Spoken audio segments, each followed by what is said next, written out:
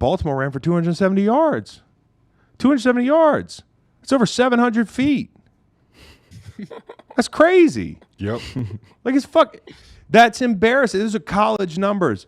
My darkest days in the NFL, I don't know if we ever gave up 270 yards. And I was on some teams that were in 4 minute the entire game. And then your defensive stars bickering on the bench looking like they're about to fight.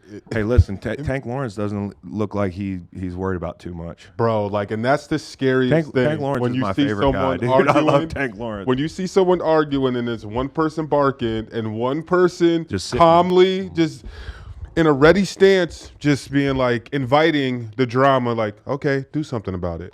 But it's just a bad sign. It's a bad sign. Very bad. You walked into this game and you're like, there's two teams with their backs against the wall. Who's the team in a back against the wall spot who's going to play well? It's the Ravens. The Ravens are a serious program where it's not about the flash and flare. It's not about the personalities. It's not about any of this stuff. It's not about all the bullshit. It's about like, hey, we're going to have a game plan here where we're going to come out the first drive. We're going to be in gun, right? And I don't love the gun stuff. Henry was basically a decoy in gun. I think they were 37 times in gun. That's down like 11 snaps from last week. That's down 23 snaps from week 1. So I think they know that they're better under center and that sort of thing. But when you're in gun and you fake a toss after you've been running quarterback option and all this window dressing, sideline to sideline, and fucking with the linebackers, all of a sudden you fake a toss to Henry, freeze the tape. Everybody is going that way. And so like Henry can be a decoy in gun and you can still get to your bread and butter and run the football and be under center. I just thought it was a really good game plan from the Ravens. You'd like to see them put this team away. Mm-hmm. No question. I know Dak's walking out of the building. He's like, jump off if you want to jump off. You know, all that stuff. But, like, as much as I respect Dak, I'm sorry, your defense and your running back room is just too pedestrian. Yep. And, you know, like, you're living off the Cleveland game. This game should be 28-18. Flowers just couldn't feel an onside kick. You walk out of that game 28-18, are you saying jump off now? Like, it felt like the Cowboys have some false hope walking out of this game when they really got their asses kicked. Nothing about this is sustainable. The Ravens had 105 yards in penalties. Yeah. And they kicked your ass. They caved you. And so, like, defensive tackles aren't falling out of the sky. Run game's been a problem for eons. You're living off the Browns. Yeah, how about Zimmer? What do you think about Zimmer? Is he in hot water down there in Dallas? Everybody's in hot water down there in Dallas, man. You're talking about, except for Brandon Aubrey. He shouldn't be. No. The kicker. No, he's going to be there longer than anybody. 65 yards. He's going to be kicking the ball in Dallas. And he nailed that onside kick. But Derrick Henry, who's like a Peterbilt that runs on avocado oil, evidently. Oh my God. Is like $250K in his diet. How much do you think you spent on your body? You was a person took care more than $250K? Yeah, because I'm not as genetically gifted as some of these guys that are spending $250K. Because that's like what, like hyperbaric chambers and like. Because regular people to hear that number and think about like, yo, he's not spending that much money. I spent 7 figures on my body in my career.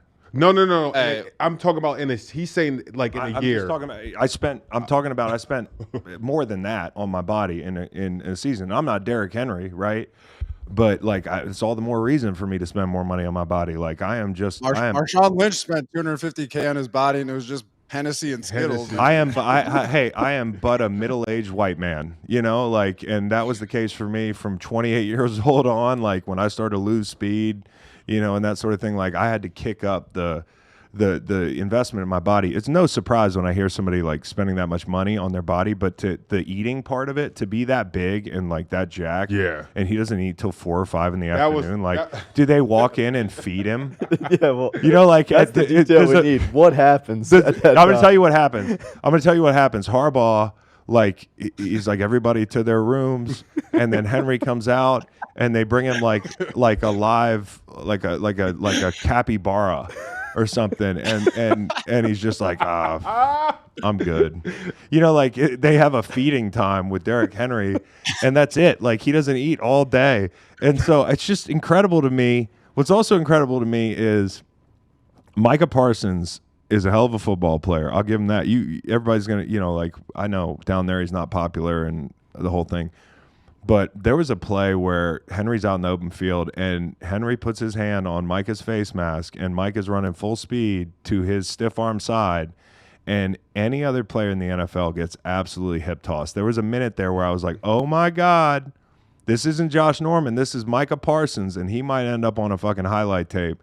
And for him to get Henry down was so impressive. Another thing is Malik Hooker, it could have gone really bad for him. I just want to shout him out for actually surviving a run-in with that Peterbilt. And Micah Parsons running like foot and foot with forcing Lamar out of bounds one play. Really impressive. Yeah, I saw that too. I mean, he's just a great football player, man. Like, but honestly, like a couple great football players doesn't make a team. You know, a team. You're only as good as your worst position group on defense, and like. Yeah. If you totally leave that D tackle room to rot, or you pick Mozzie Smith and that doesn't work out, and the middle of the field is just a problem, and the linebacker, like, I can't fix that. It's going to be hard to fix this year. And Zimmer likes to play too high. Okay, like, well, you got a problem, because if you haven't noticed, people are taking it from you. They're running the ball at will. And so, what is he going to do? Is he going to play more single high? Is he like those guys in the back end can barely survive as it is? I don't see this getting a lot better for the defense, at least.